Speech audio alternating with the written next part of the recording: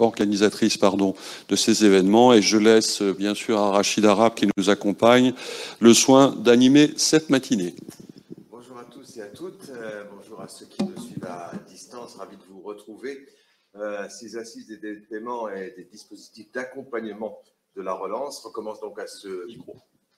Avec le micro, ce sera beaucoup mieux. Je vais vous souhaiter donc une bonne journée.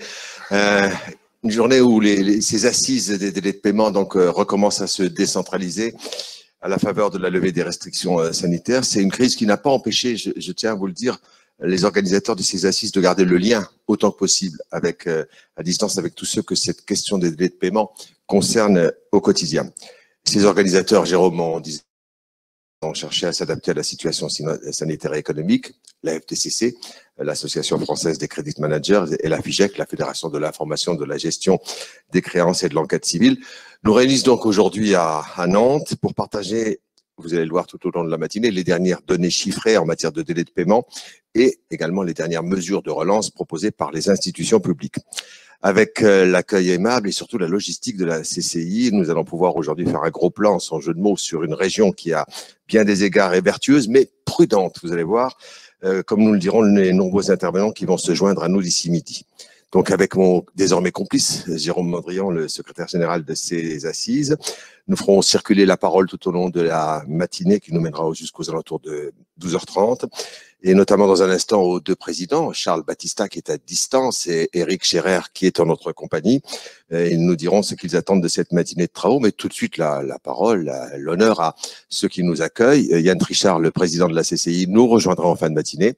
Et c'est donc Cécile Pronac qui va avoir le rôle de nous accueillir, celle d'hôte de ces assises. Cécile. Merci. Bonjour à tous. Effectivement, on est ravis à la CCI Nantes-Saint-Nazaire de vous accueillir pour cet événement sur les délais de paiement. Donc, toutes les équipes se sont mobilisées. On est très contents que vous soyez venus sur notre territoire puisque vous aurez l'occasion de rencontrer au cours de la matinée des entreprises du territoire qui pourront effectivement vous donner leurs bonnes pratiques. En tous les cas, on l'a vu, les délais de paiement, c'est un sujet d'importance. Ça l'était avant le Covid, mais ça l'est d'autant plus. Et on a bien vu que dans les quelques semaines qui ont débuté cette crise Covid, il a fallu sensibiliser sur le sujet. Ça a été un des rôles aussi de la CCI. Vous le verrez, je crois, dans la journée avec l'équipe, les mesures qui ont été mises en place. Très concrètes, oui. Pour sensibiliser sur ce sujet. En tous les cas, on est ravis de vous accueillir et puis on vous souhaite une bonne journée de travail et de beaux échanges. Merci d'ores et déjà. Donc, avec le micro, ça va. J'espère que vous nous entendez. J'espère que vous êtes nombreux et nombreuses à attendre les premiers intervenants, à commencer par Éric Scherer. Donc, avant de retrouver votre alter ego, Charles Battista, qui est en duplex. Éric, on s'est quitté au mois de mai à l'heure des assises à la CCI de la région Île-de-France. Quelles évolutions depuis? Eh bien, en effet, oui, il y a des choses qui se sont maintenues et puis il y a encore de nouveaux faits qui se sont produits. Alors, vous avez rappelé effectivement que la FDCC co-organisait ces assises. Donc, je représente une association qui regroupe 1 millier de membres, essentiellement donc des credit managers, des personnes qui sont opérationnelles au niveau du crédit interentreprise, qui, je le rappelle, représente un montant de 700 milliards d'euros, donc considérablement plus que le crédit bancaire court terme. Et nous avons également des consultants, nous avons également au sein de notre association aussi des partenaires qui nous accompagnent, qui sont bien utiles aux credit managers, puisqu'il s'agit des sociétés de renseignement, des assureurs crédit, des courtiers, etc. Donc ça nous donne effectivement une position privilégiée pour voir l'évolution des choses. Alors que s'est-il passé quelques faits pour essayer de résumer ce qui s'est passé effectivement depuis les dernières assises qui se sont déroulées il y a 2 mois maintenant. Bon, déjà, et il faut s'en réjouir, évidemment, on a une reprise qui s'est bien amorcée et qui se consolide. Je remercie effectivement la région Île-de-France et la Chambre de commerce et d'industrie de nous accueillir au sein d'une région qui a effectivement un très beau tissu de grandes entreprises et aussi de PME. Et donc, ça va être intéressant de voir effectivement comment est appréhendée dans cette région ce rebond que tout le monde attend. C'est la région Pays de Loire, hein, vous avez dit Île-de-France, pardon. Il y a On était en Île-de-France, et donc, effectivement. Donc les faits, en fait, c'est donc je l'ai dit une reprise qui s'est amorcée, mais toujours effectivement des événements qui viennent un peu la freiner ou la contrecarrer. Donc on avait déjà il y a 2 mois, on commençait à parler effectivement de pénurie de matières premières et donc de leur impact effectivement que cela pouvait avoir sur l'activité, sur les marges.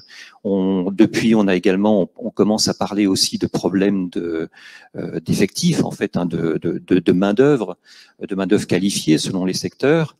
Et puis, au niveau des défaillances, on est toujours, pour l'instant, même s'il y a une légère remontée là tout dernièrement, notamment dans les TPE, on est toujours dans l'attente, j'allais dire, de défaillances qui un jour ou l'autre se produiront. Alors évidemment, ça fait déjà un moment qu'on ne parle plus de tsunami, mais ces défaillances, pour l'instant, ne se produisent pas parce qu'on sait très bien qu'on est encore largement sous perfusion. Et tout le problème de cette période, c'est comme on commence à parler j'allais dire, de retirer un petit peu les béquilles, et notamment toutes les aides, et notamment chômage partiel, fonds de solidarité, les reports d'échéances fiscales et sociales qui sont toujours un petit peu une épée de Damoclès qui pèse sur certaines entreprises, en particulier les petites, les commerces. Donc évidemment, on est dans une période très délicate et il va falloir gérer ça et surtout que ça n'ait pas d'impact, comme ça a déjà été dit en entrée de jeu, sur les délais de paiement. C'est l'enjeu majeur. Merci Eric, vous restez avec nous et tout au long de la matinée, vous allez écouter et puis on vous retrouvera à la fin de matinée avec Charles Battista pour tirer les premières conclusions. Charles que nous allons retrouver, Charles Battista qui doit être en duplex de son bureau dans les Hauts-de-Seine, je crois. Bonjour Charles, même question. Tout d'abord, un mot de ce qu'est la FIGEC et ensuite comment vous analysez la situation, l'évolution de la situation depuis notre dernier rendez-vous.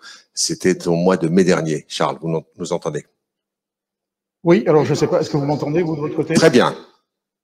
Voilà, ok. Alors, tout d'abord, je suis vraiment déçu de ne pas être avec vous, mais des problèmes d'agenda font que j'ai été obligé de rester en région parisienne.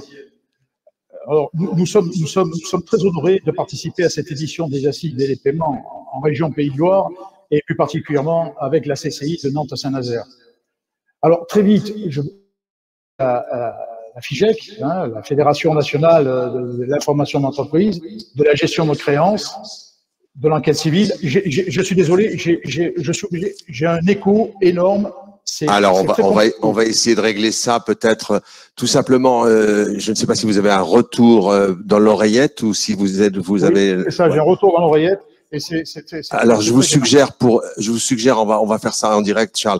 Vous faites les quelques mots que vous aviez prévus, peut-être tout simplement retirer votre oreillette et je vous ferai signe si jamais vous êtes un peu trop long. Allez-y. Oui, mais j'ai le sentiment que si je retire l'oreillette, il n'y a pas de son. Donc, voilà. Bon, écoutez, je vais continuer. Vous m'entendez là? Continuez, Charles. Voilà. Voilà, je n'ai plus de retour. Donc, effectivement, je disais la FIGEC, la gestion de l'information d'entreprise, la gestion de créances et l'enquête civile, est une organisation professionnelle, patronale, ça veut dire, qui rassemble les entreprises qui exercent des activités de gestion de risque clients au service de l'économie française. Juste un rappel, les membres de la FIGEC travaillent quotidiennement pour sécuriser les 700 milliards d'euros du crédit inter-entreprise, qui représente un tiers du PIB. Nous avons trois piliers fondamentaux, l'immatériel et les risques associés, le capital humain qui regroupe les compétences, le capital structurel, marque à brevet, le capital client, la cybercriminalité, l'éthique. Bien entendu, l'éthique fait partie prenante de la FIGEC avec une association que nous avons co-créée qui s'appelle Entreprise Responsable Plus, et bien sûr, les assises des délais de paiement que nous co-organisons avec nos amis de la FDCC. Alors, Eric Scherer a dit beaucoup de choses, et je dirais, justement, concernant les délais de paiement, nous pouvons nous réjouir que les entreprises du Pays de Loire s'emploient à maîtriser ces délais. On note avec satisfaction qu'à fin mai, le délai moyen des entreprises ligériennes était de 11,7 jours de retard. Alors que dans le même temps, au niveau national, les entreprises françaises accusent un retard de 12,8 jours sur la même période. Donc, c'est quand même significatif et on peut féliciter les entreprises ligériennes de cette performance. Alors, je vais pas redire ce qu'a dit Eric. Qu'est-ce qui a changé depuis notre dernière réunion? Eh bien, écoute, je pense qu'il faut rester extrêmement vigilant parce que cette dynamique vertueuse pourrait être remise en question par un phénomène dont tout le monde parle aujourd'hui, la flambée des prix des matières premières. Ces phénomènes nouveaux pèsent sur la trésorerie des entreprises en général et plus particulièrement sur le secteur de l'agroalimentaire, très représenté en Pays de Loire, avec l'augmentation incessante des prix des matières premières comme les céréales, le lait, le sucre. S'ajoute le prix des emballages cru de 14%. Donc, le premier réflexe des entreprises pour éviter de taper dans la trésorerie, vont taper certainement dans le PGE, si elles ne l'ont pas déjà fait. Et puis, je crains qu'ensuite, malheureusement, on ait une vague importante des dérapages des délais de paiement. Donc, je souhaite que tout au cours de cette matinée, les experts qui vont se succéder prennent en compte ces éléments nouveaux et tentent d'apporter les solutions probantes aux chefs d'entreprise de Pays de Loire et bien entendu de toute la France, qui est certainement derrière leur écran pour suivre ces assises. Merci Charles, et vous aussi vous nous manquez. On vous retrouve un peu plus tard. Dans un instant, donc, je vous donne quelques notes sur le programme qui nous attend. On accueillera dans un premier temps Jeanne-Marie Prost, la présidente de l'Observatoire des délais de paiement, pour évoquer la restitution de son rapport annuel. Puis Jérôme Mondrian nous proposera un panorama économique avec un économiste de la COFAS. Le gros plan promis ensuite sur les délais de paiement pour la région Pays de Loire avec des experts d'Altares, d'Elisfer et de Credit Safe. Nous alternerons, vous le verrez, les présentations chiffrées et des présentations de solutions comme l'affacturage avec un représentant de Facto France, avant d'entendre des témoignages directs des chefs d'entreprise et des collectivités locales qui auront nous tous, le médiateur des entreprises qui nous livrera, Pierre Pellouzet, ses toutes dernières activités en matière de maîtrise des délais de paiement ainsi que le directeur du centre d'affaires de Nantes pour la BNP. Alternance donc d'informations, de données récentes, d'analyses, notamment avec un représentant d'American Express, avant d'évoquer en fin de matinée avec le médiateur du crédit les dispositifs qui sont mis en place pour accompagner la relance, avec là aussi un focus sur la région en compagnie de la CCI. Nous accueillerons également le président du tribunal de commerce voisin. Bref, je ne peux pas citer tout le monde, mais en guise de préambule, le programme très complet, donc sans